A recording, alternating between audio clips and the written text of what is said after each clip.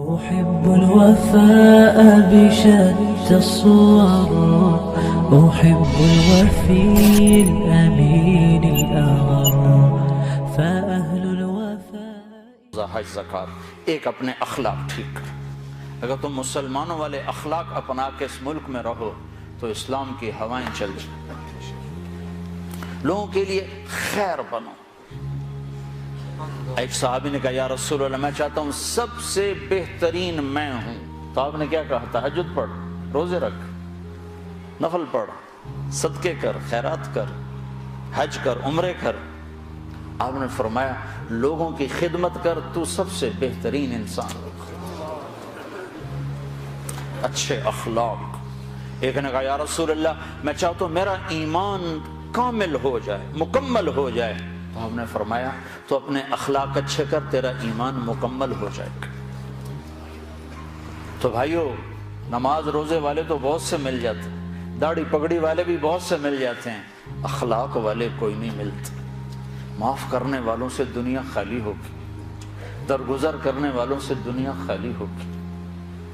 بیوی کو غصہ چڑھ جائے تو خامند پہ چڑھائی ہے، خامند کو غصہ چڑھ جائے تو بیوی پہ چڑھائی ہے، اولاد کو غصہ چڑھ جائے تو ماں باپ کی گستاخی ہے، ماں باپ کو غصہ چڑھ جائے تو اولاد کی ٹھکائی ہے، پٹائی ہے۔ یہ نہیں دیکھتے کہ یہ تربیت کا تقاضا ہے یا نہیں ہے۔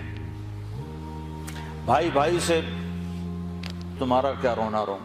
ہمارے سامنے ہمارے علاقے میں یہ دو بھائی دیواریں ساتھ ہیں، ایک مر گیا، دوسرے کا مجھے پتہ چلا اس کے جنازے میں نہیں جا رہا۔ میں نے اس کو اس کے بیٹے کو بلایا، میں نے کہا مرنے کے بعد تو سارے جھگڑے ختم ہو جاتے ہیں، چلے جاؤ۔ کہ نہیں جی ساڑی بنی نہیں ساری زندگی ہون کی بنا میں۔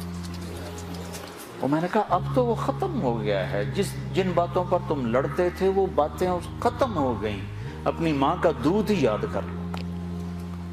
یقین میرا صرف پڑوسی تھا، میں نے اس کے پاؤں پکڑے، ہاتھ جوڑے، نہیں گیا جنازہ۔ ایسوں سے جہان بھرا پڑا۔ ہمارے اخلاق کیا ہیں؟ جو سلام کرے اسے سلام کرو، جو نہ کرے نہ کرو، یہ ہمارے اخلاق ہیں۔ جو مسکرائے اس کے سامنے مسکراؤ، جو آنکھیں دکھائے اس کو وٹا دکھاؤ، یہ ہمارے اخلاق ہیں۔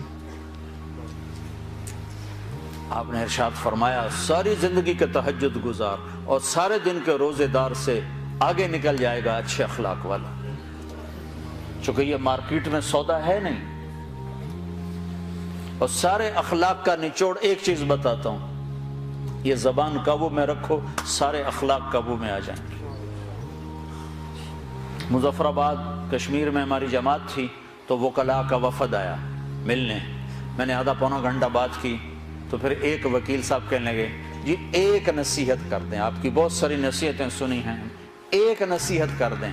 تو میں نے اب مجھے دیکھو، میں نے کہا یہ زبان قابو میں۔ کہا نا کوئی اور بتائیں، کوئی اور بتائیں، کوئی اور بتائیں۔ اگر آپ اپنی زبان پہ قابو پا لو، غصے کے وقت بھی خوشی کے وقت بھی اس میں سے تول لفظ نکالو تو آپ سے بڑا مقام والا کوئی نہیں ہوگا۔